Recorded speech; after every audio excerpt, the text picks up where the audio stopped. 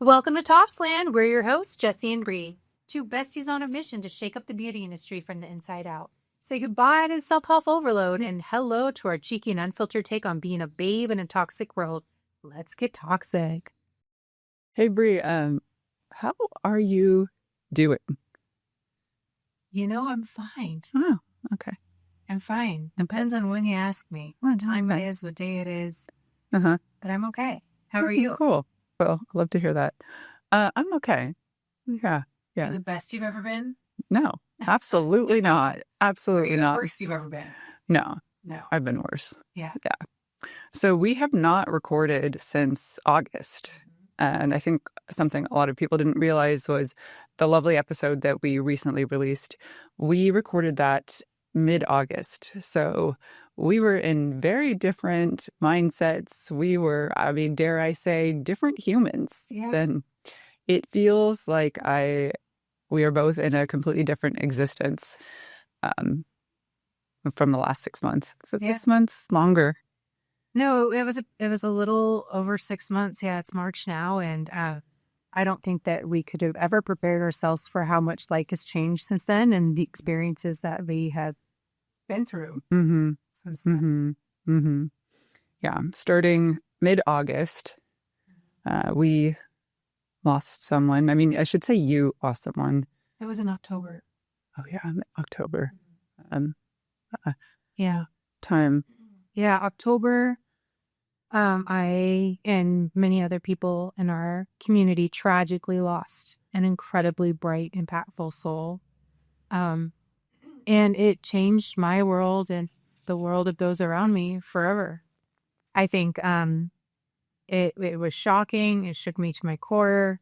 It caused every ambition and everything that I was, kind of doing other than just getting by to take a back seat and to be on the back burner. So I think we should talk about that. I think we should talk a lot about grief and struggles and coping mechanisms and kind of what we've gone through with our own grief. You also had a very tragic loss within the last 6 months.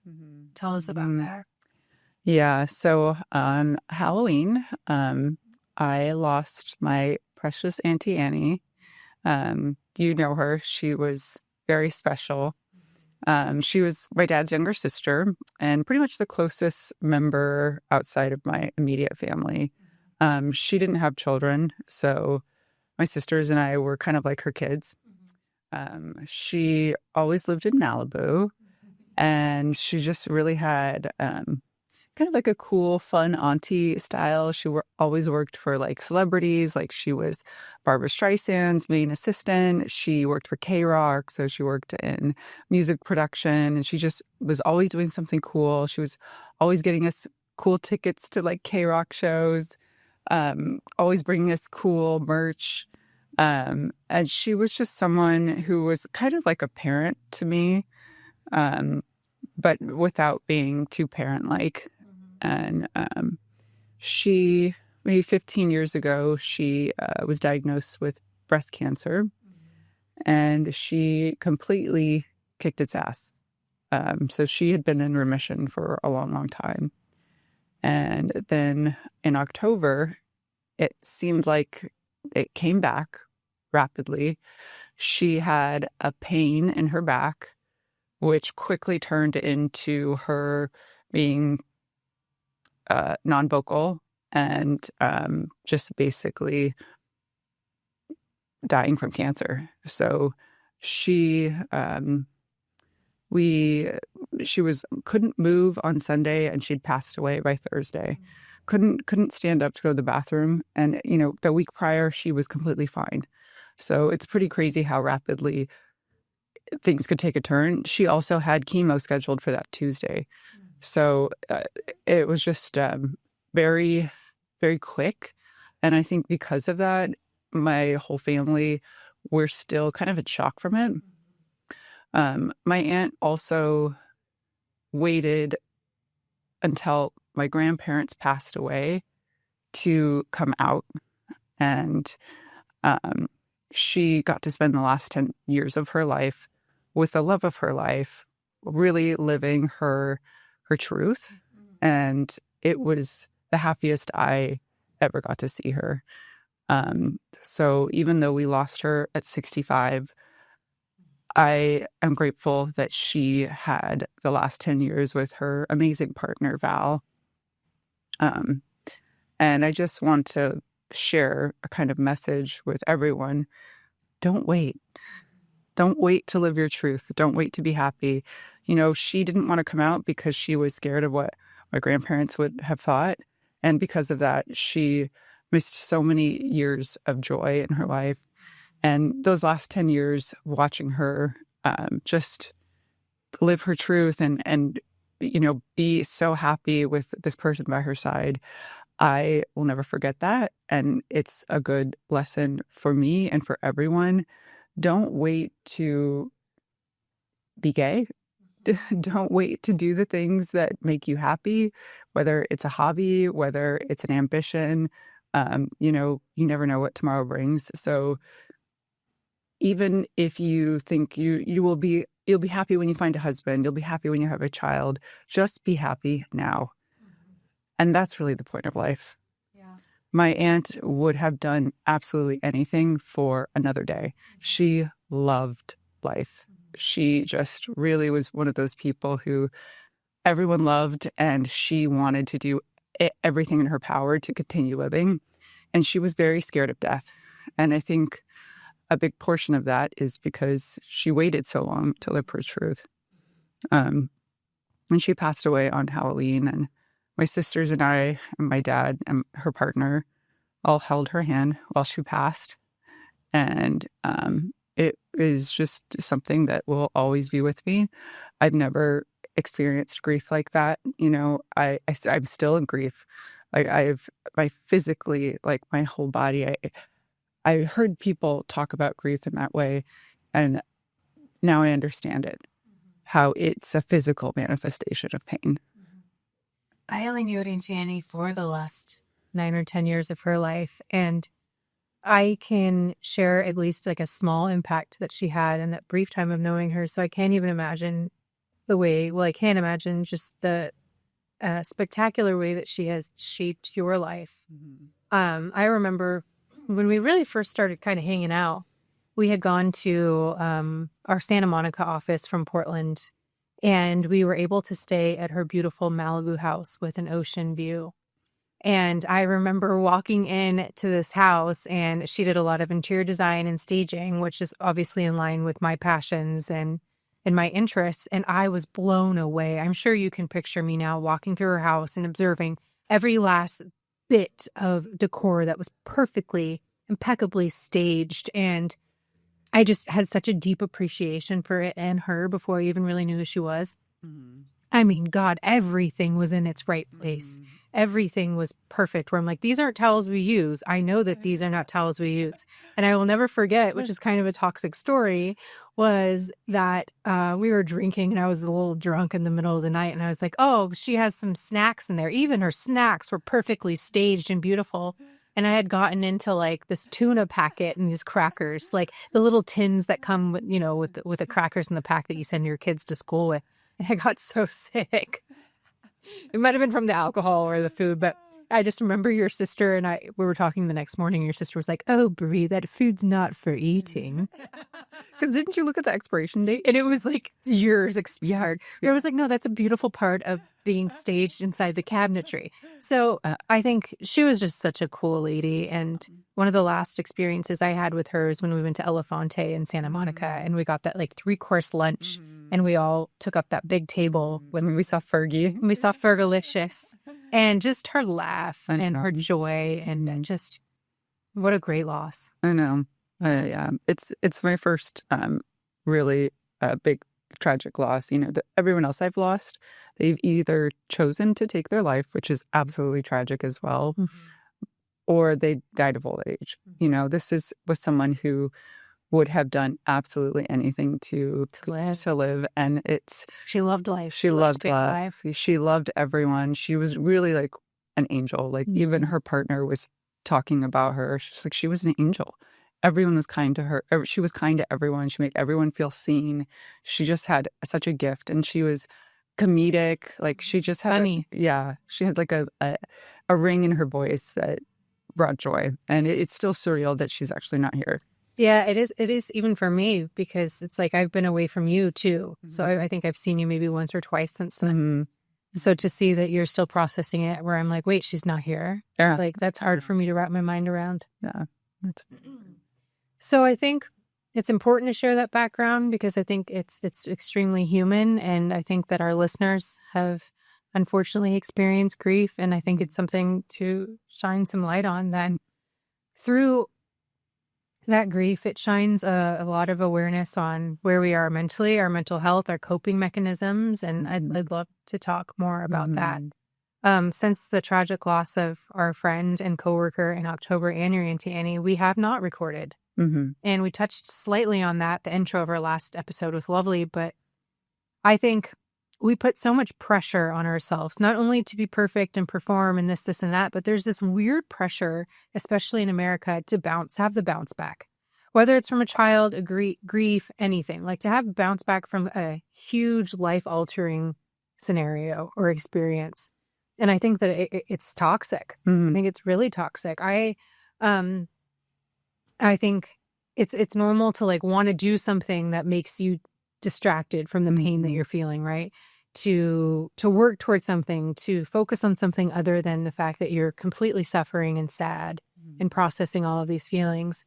But I do think that it can also allow you to prolong the process of grief, and it can allow it to come up and manifest in completely different ways further out.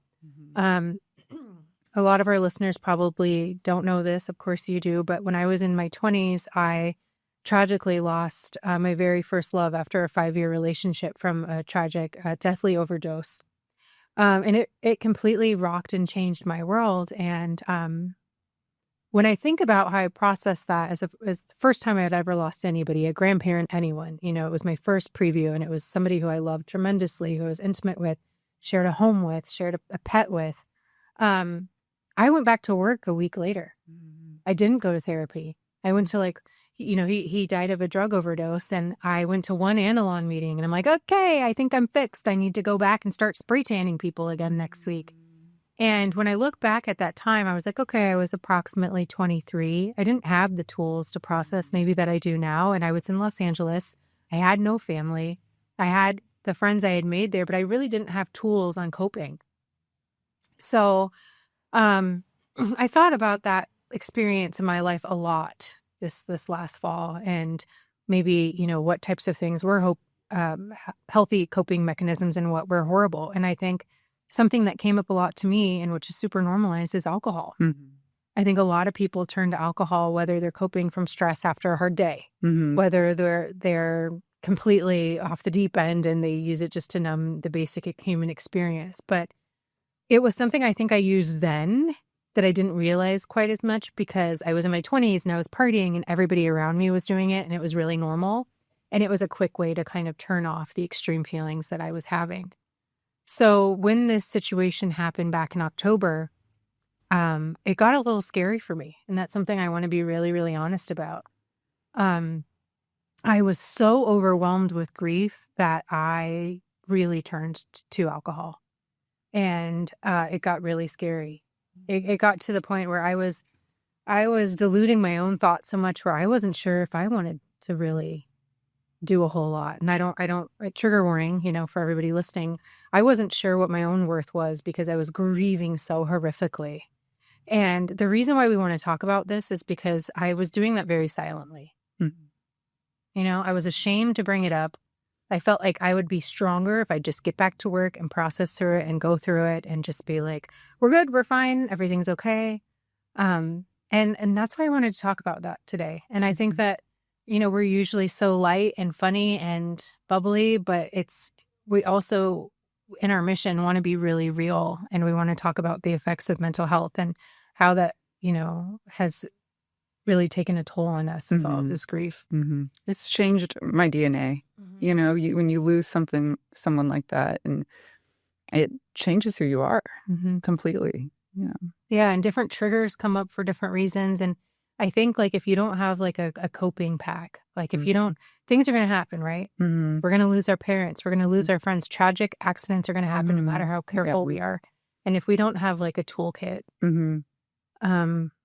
it can be even more detrimental to our mental health. So something I've been thinking about to tack onto that is life is pure pain. Like, because if you are doing life right, you're going to lose everything you have at some point. And that thought is so excruciating. I know. To love is the worst pain you'll ever feel. Because I think about the people in my life who all mean so much to me, and I love them so dearly. And I think what this has initiated, with these losses, for me, it's like, oh my God, this is just the beginning of this tragic pain. And like, whether it's maybe I lose my life and, but to live life correctly, it is pain. Yeah. And it's a good thing. It's the best pain you can have. It is actually a blessing. Yeah. The human experience in itself is tragic. And I feel like that's our whole point of being here. Yeah. Toxic, dude. Yeah. Woo! So just a couple of things that I want to talk about the science of grief and mental health, right? So grief in the brain, let's talk about that, how loss affects cognitive function, memory, and even physical health. Studies have actually showed that being completely in a state of grief is very similar to being completely intoxicated, actually, where when you black out from alcohol, it's not that you don't remember things, it's that your brain never developed the memory in the first place. And so grief affects our brains in a very similar way, where we can't even create a memory sometimes because we're so consumed with grief, which is where that like memory loss comes from. It's like, no, we didn't have the memory in the first place. 1 in 5 adults actually experience mental health problems each year. And a lot of that can be situational. A lot of it can be brought on by external events. And sometimes it's just like very random. So I thought that was something important to shine light on. And grief can actually mimic clinical depression and what that looks like. And it can be temporary. It can be something that affects you for years. But I thought that was interesting too. And 40 million adults each year have anxiety disorder or something that looks like grief. And only 36% of those people actually receive treatment. So stigmatized. Just like Botox. And suppressing emotions increases all of the things, right? Cortisol levels, you can see it on your face. It can lead to burnout, especially if you try to ride through it without any type of help. It can really create physical health issues, which I think is important to talk about too. Must be why I look like shit. You actually look great, but maybe you looked like shit a little while when I didn't see you. I don't know. I sure looked like shit for a while out there, but I feel like I'm evolving a little bit. You look gorgeous. Thanks. So, we're both successful people. We both have successful careers. And I think another point that I really want to talk about is when big things happen like this, what do you do with your job? What do you do with your livelihood? What do you do with your profession? What is the right thing to do? I don't think anybody has like a textbook answer, right? Like, do you go back to work? Do you take more time off? Do you go back to work and go to therapy? Like, what is it, And I think with high-performing individuals, there's a heightened risk for prolonged grief. And that's really interesting to me because I feel like I can identify with it. I think, like you were saying earlier, you just take the space, you do what feels right to you. And that's kind of what I did.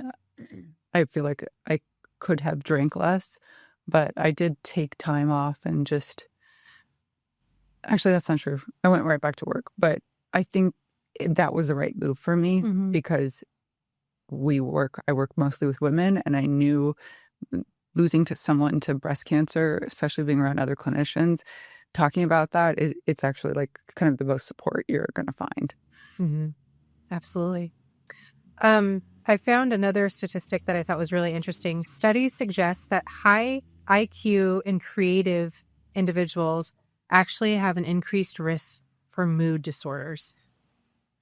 I fully believe that's true. Yeah, like let's look at some some famous examples, right? Many of us who are highly successful and prone to mood disorders are perfectionists, right? And we have this imposter syndrome that is, where people are looking for us to achieve. They're looking for us to take them through the grief, especially in our scenario where we were experiencing collected grief, right? Mm-hmm. Where like 60 of us were going through the same thing. And I'm a leader, so I should be leading us through that grief.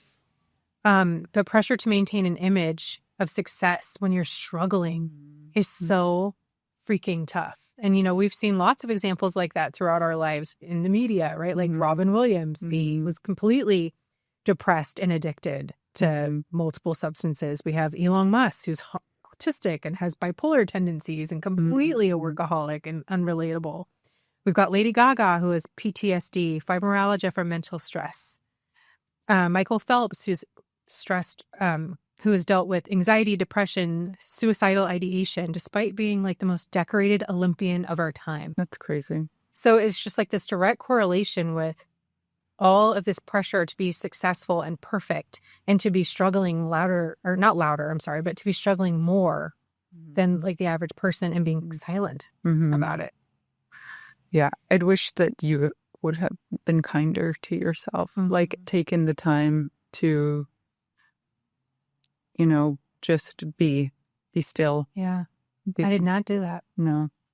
I had my own ideas of my own self-worth and if I wanted to live. And it just, it put me in such a dark hole that was so not okay. And I haven't had the space or time to talk about it until I felt lighter.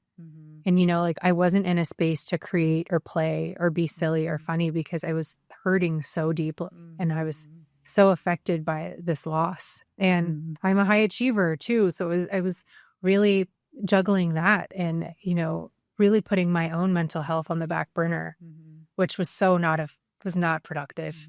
Right. Yeah. I feel like it was put on your shoulders a lot too, not just by you. And, it was hard because I'm not going to go into the details, but, so many people were depending on you and she was one of them, so it was harder on you than like outside of her family, like the hardest. I appreciate that. It was like this weird juggle too, where it's like, I miss her deeply. And I'm shocked by her loss. And I can't believe she's not here. And then I have all of this work that she did too, that is no longer being done. And it's like, I don't give a shit about that, but I have to. I have to. We're running a business. We have to move forward. So like that was also challenging because I'm like, who the fuck cares? Yeah.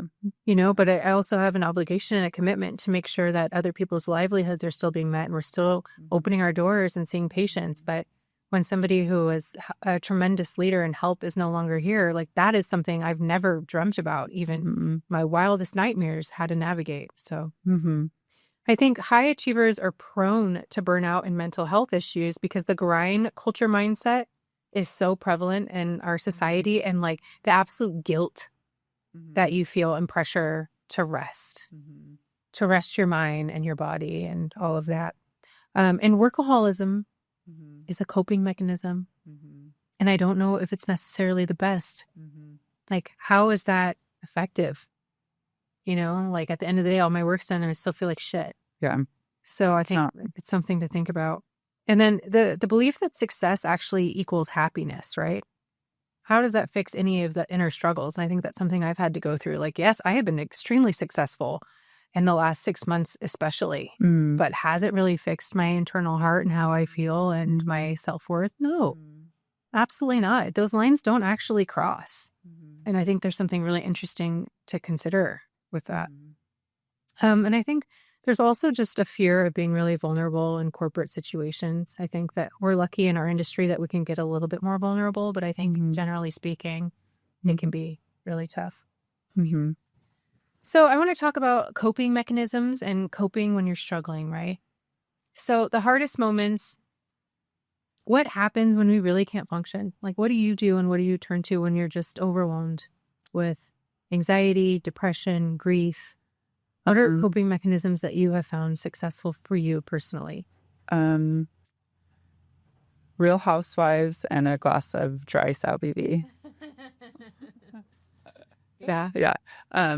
Yeah.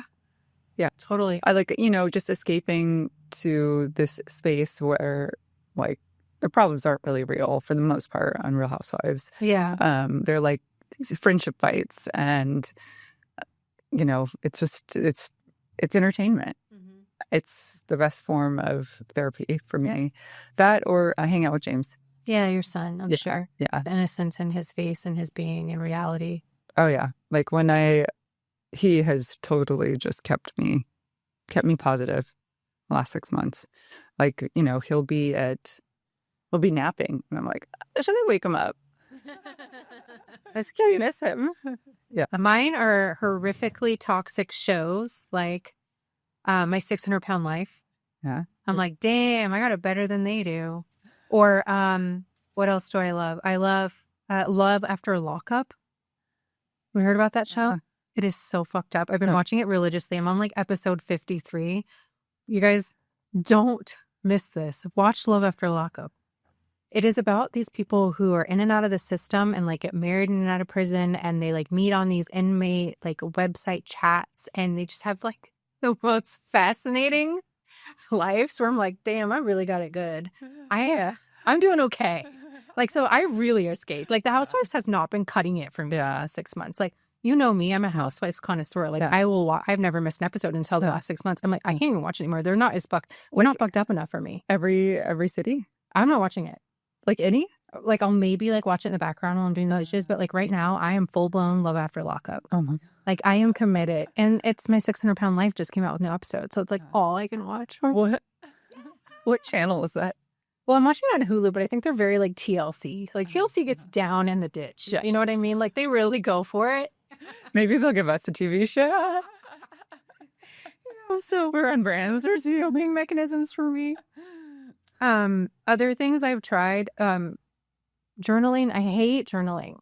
Like, people are like, well, when you write it, there's this thing that goes on in your mind. And I'm like, you know, I'm like one of those girls where like my siblings would like read my diary growing up. Like, I don't want to write this shit anyway. Yeah. So it's like, I'm not great at journaling. Sometimes I'll use like the note section of my phone, and like that'll really work. Some other tips I've heard are like, do 3 things every morning. Mm-hmm. The same 3 things. Like, I don't know, brush your teeth.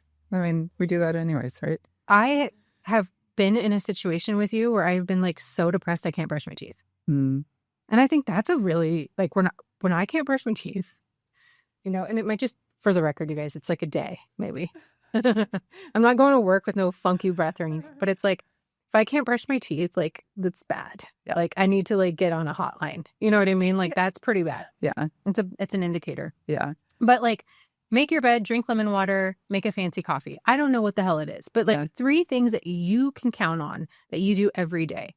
And then also like some other really great advice I heard was like meeting yourself halfway. Like, your goal was to go on a run today. Like, I'm not going on a run today. I'm going to go for a walk. Can't go for a walk? Open your blinds and sit in the sun. Like, meeting yourself halfway. Who is putting all the pressure on you other than yourself? Yeah. I thought that was good advice. Yeah. Obviously therapy and self-expression. I am a very big resistor to therapy. Everyone's going to say this and it sounds cliche as hell, but it's like, you have to find the right therapist. Mm-hmm. It's a lot of work to find the right one. It is so much work. I have sat in front of therapists who I've been like trying to people please the whole time. Mm-hmm.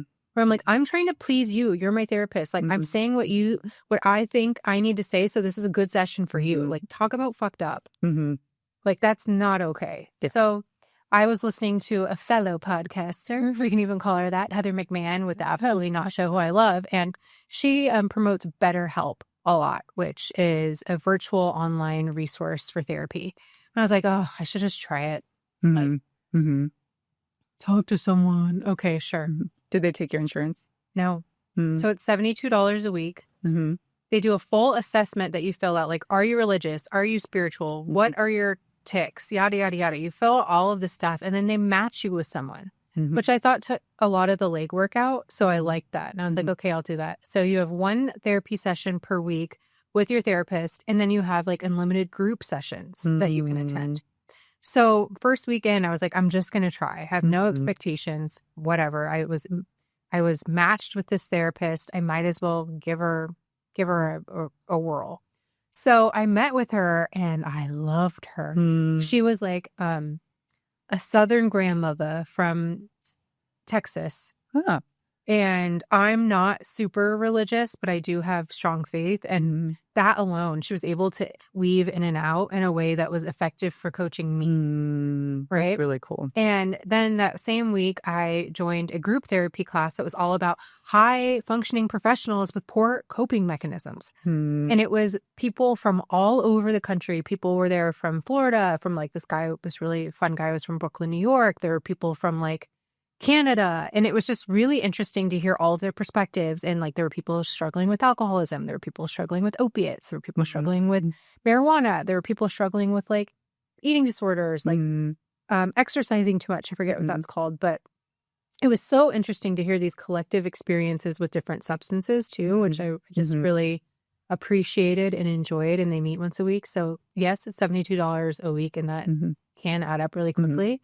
But it's virtual and you don't have to turn your camera on. I chose to because I felt like I was more engaged. But I loved the fact that like it didn't have to be like a religious thing. Like people that were struggling with different alcohol or different substances, and it didn't have to commit to like a religious 12-step program. They were able to like go and talk about their struggles and turn their camera on or off. And I was like, I can get behind this. I think this is the future of mental health.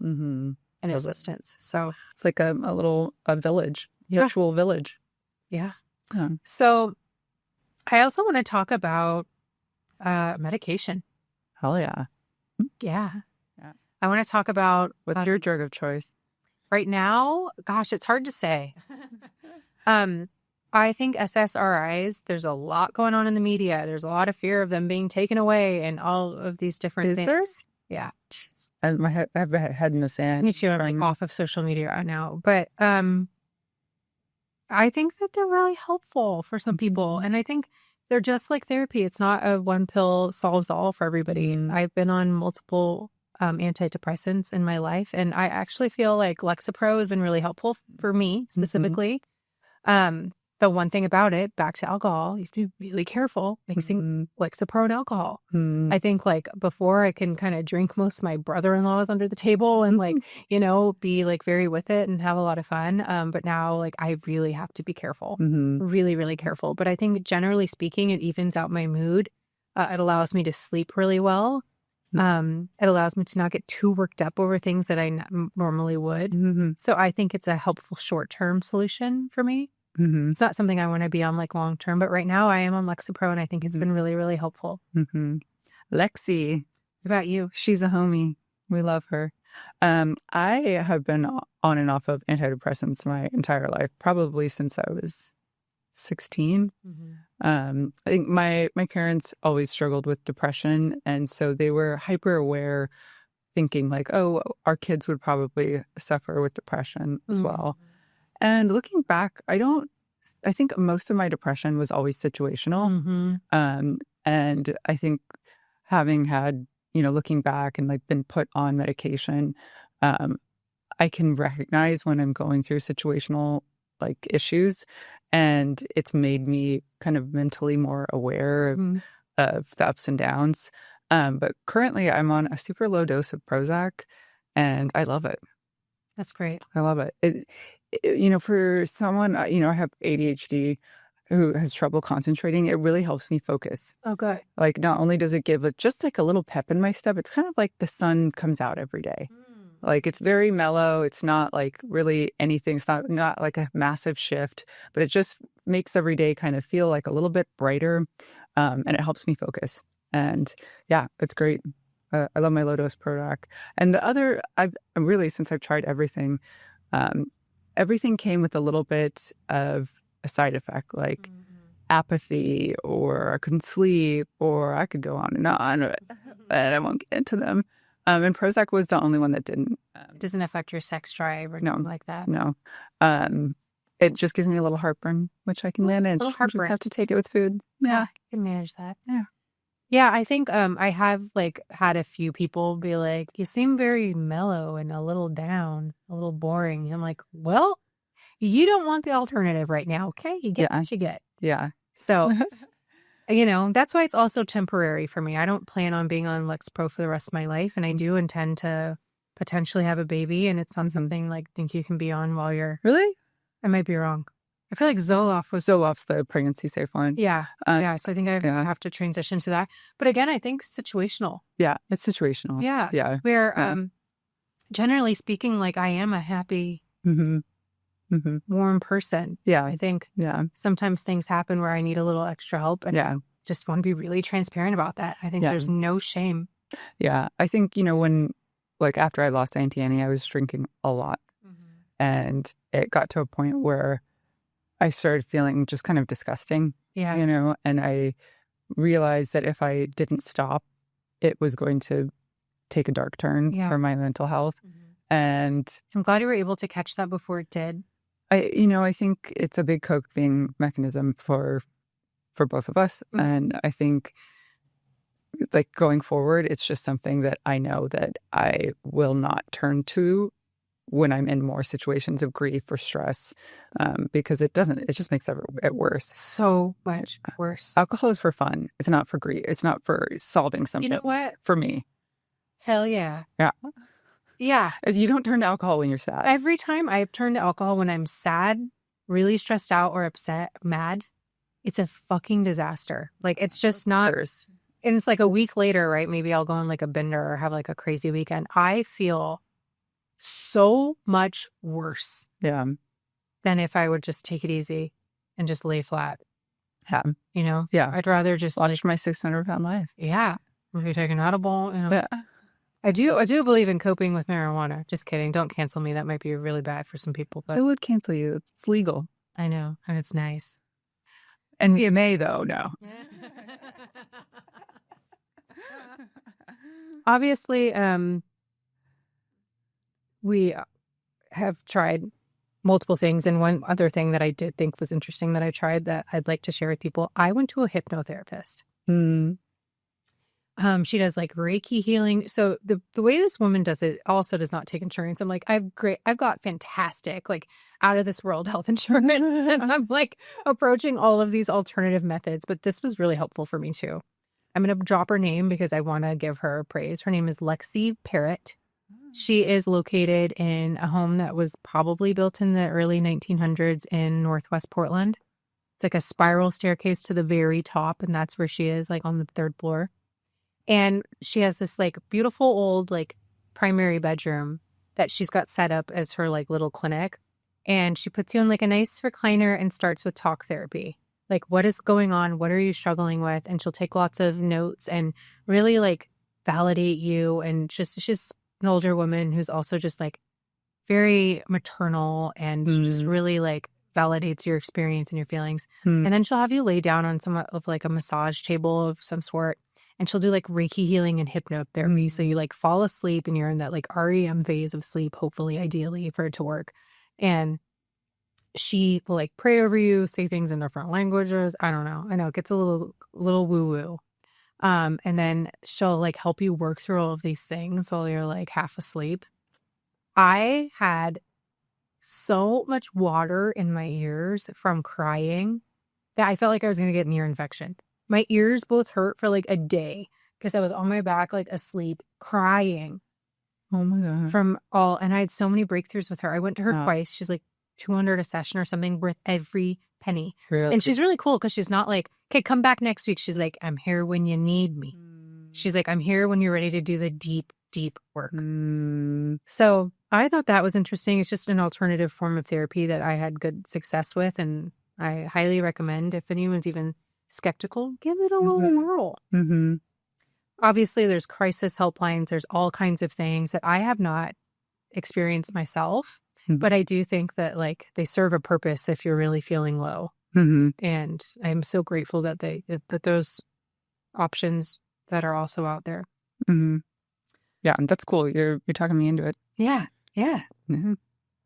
So I think that I think the main point in all of this is breaking the cycle and silently suffering. I wish I would have been kinder to myself quicker. I wish I would have. I wish you would have too. Yeah, I loved myself, shown myself the same love I'd show anybody. you know, and I hope that that can resonate with people and maybe hit home with people who are listening to this, that like, if you're struggling silently, like you're not a burden, your feelings are not a burden, your experience is not a burden, reach out, talk to someone how you're feeling. Being vulnerable doesn't make you weak. Especially in professions too. Who cares about your fucking job? Yeah, dude. That's how I feel. So, just kidding. I love my job. And we talked a little bit about people pleasing. You got a toxic story for us? Yes, I do. But do you have one too? No. Okay. Well, I don't know if this is going to get me canceled or not. Like, those are my favorite toxic stories. I mean, it's going to certainly going to get me canceled by some group. I hope my mom's not listening. So yesterday, James and I were flying up here, and this just the two of us. So we've done this many times, but it's been a few months since we've done the solo flight. And I always am just like, oh, I hope we sit next to someone nice. Like, and is he still in your seat with you? Yes. So this will be his last time with being in my lap, because at 2, they need their own seat. So, and do you have to show like how do you fly with him? Do you have to show like a birth certificate or a passport? You don't with Alaska, but with Southwest, you have to show their birth certificate, and I think it's because of that. But I mean, honestly, like, I'm happy to get him a seat anyways because he needs it. Yeah. But so yeah, last flight with him in my lap, and getting on the plane, and I'm always make sure we're the last people on the plane so we can like run around until, you know, we get on and kind of get settled. So we sit. I feel like a lot of my toxic stories are about me and James on the airplane. I know. It's usually what just happened to you. Yeah. I know. I should have written more down. But so I'm getting on, and I see the woman sitting there, and she just gives us the biggest smile. Oh, and I was like, oh my God, thank God. And she is being super kind, like just over the top kind.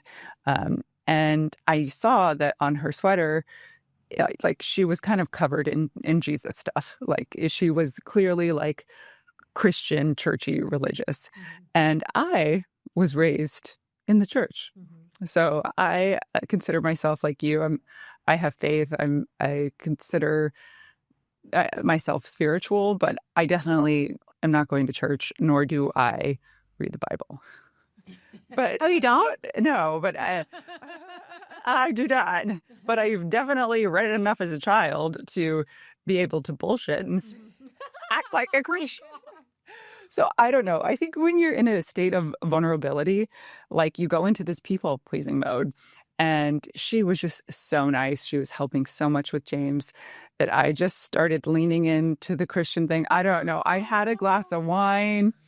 And so, and she's like, I feel like if I talked about Jesus, like give me an example. What did you say? I was just like, oh, give me the truth. Come on, do it. Say it. What did you say, Bre? Okay, it started off by saying, like, oh, bless you. It's not that bad. Bless you? That was the beginning. I would say bless you. No, that was the beginning of it. No, like, but not in the context of like sneezing. It was just like, oh, what a blessing, you know? And then it escalated to like praying. Oh. Like, and you're like, yeah, that's what I pray for. And then it escalated. You said that's what I prayed for? No, like, I'll just talk about prayer. And then it escalated. Lie, son of a bitch. Jesus is watching you. What church do you go to? Oh, which church do you? Did you say you went to a church? Oh, you don't cross the line. You really lied. It was a church that I did go to growing up. Oh my God. And it was a great flight. She was so nice. She took care of me. Did she tell you that Jesus loved you? Yeah, she wants me to go to church with her. She wants me to go to her church. And that is a wrap. Thank you so much for joining us on Babes and Toxland. Bless you, be well, and may the peace be with you. Pray for me. Stay toxic. Stay toxic.